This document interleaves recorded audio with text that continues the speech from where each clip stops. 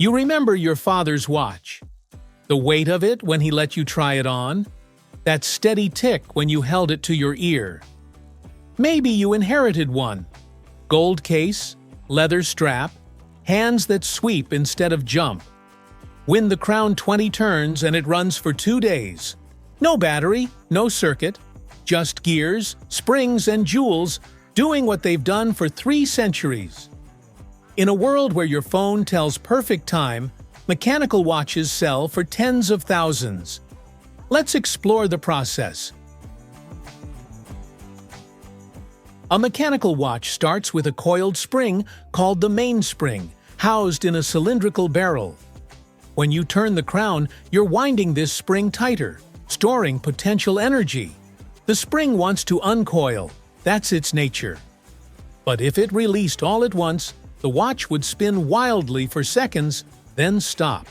Useless. The engineering challenge: how to convert this crude rotational energy into precise, measured beats that advance the hands at exactly 1 second per tick. The mainspring barrel has a gear around its edge called the great wheel. As the spring slowly uncoils, it rotates the great wheel, which meshes with a series of progressively smaller gears called the gear train. This train reduces the speed and increases the precision. The gear train comprises multiple wheels meshing together, each rotating faster than the previous. The second wheel completes 1 rotation per minute. Its arbor extends through the dial where the second hand mounts. But here's the friction problem. Metal gears on metal axles create enormous friction. In a watch running continuously, this would grind parts down in months. The solution: jewels. Each gear axle sits in a bearing made from synthetic ruby or sapphire. These jewels have coefficient of friction 10 to 20% of metal on metal. A quality watch uses 17 to 21 jewels at every high wear point. They're not gemstones for luxury. They're industrial rubies engineered for hardness and friction reduction. The jewels aren't decoration. They're mechanical necessity. Here's where it gets strange. The gear train feeds power to a toothed wheel called the escape wheel. Without control, this wheel would spin freely until the mainspring exhausted. The escapement locks and releases the escape wheel 1 tooth at a time, converting continuous rotation into discrete clicks.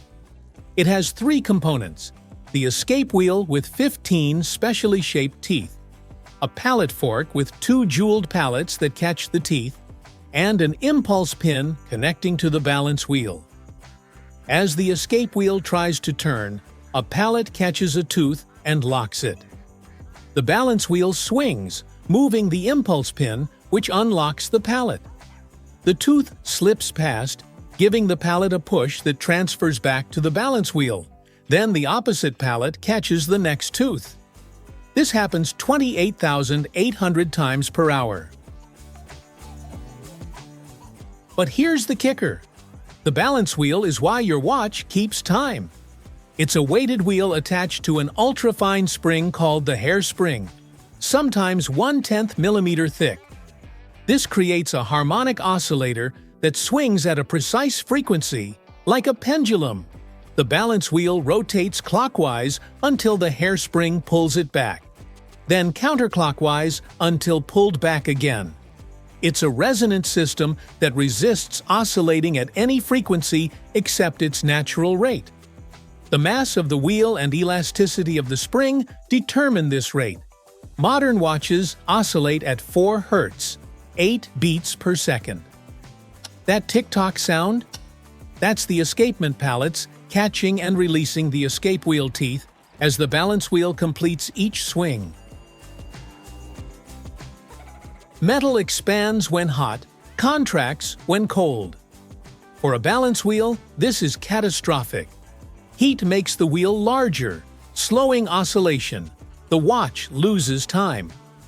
A brass balance with steel hairspring subjected to 60 degrees temperature, increase loses 6.5 minutes per day. In the 18th century, this ruined marine chronometers. Ships navigating by stars needed accuracy within 1 second daily. Even 2 seconds meant 17-mile errors after 2 months at sea. John Harrison solved it in 1753 with bimetallic compensation. 2 metals bonded together that bent with temperature, adjusting the balance wheel to cancel thermal expansion. Modern watches use glucider for wheels and Neverox for springs, alloys engineered so their temperature responses cancel each other out. What most people miss: you don't need to wind a mechanical watch daily if it has an automatic movement. There's a weighted rotor inside that spins freely as your wrist moves. This rotor connects through gears to the mainspring barrel, winding it continuously. Walk 10,000 steps. You've wound your watch dozens of times.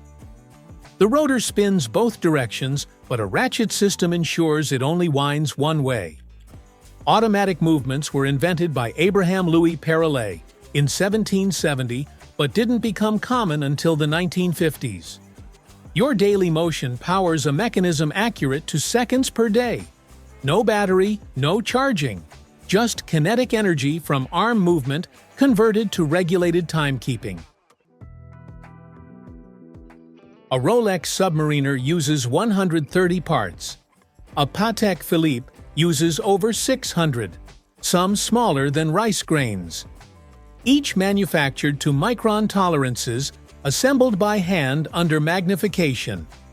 The hairspring requires specialists who trained for years. A master watchmaker might assemble 3 complicated movements annually. This isn't jewelry masquerading as engineering. It's engineering refined into art. When quartz watches appeared in 1970, everyone predicted mechanical watches would die. They didn't. They became more expensive, more respected. Because precision made by human hands means something a chip oscillating at 32,000 Hz never will. Tomorrow, you'll glance at your phone to check the time. It'll be perfect, synchronized to atomic clocks, accurate to nanoseconds. Your phone will be obsolete in 3 years. That mechanical watch your grandfather left you?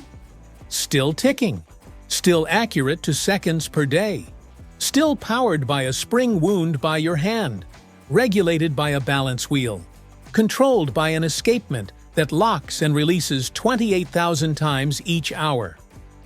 All those gears and jewels doing what they were designed to do centuries ago. Digital is precise. Mechanical is permanent.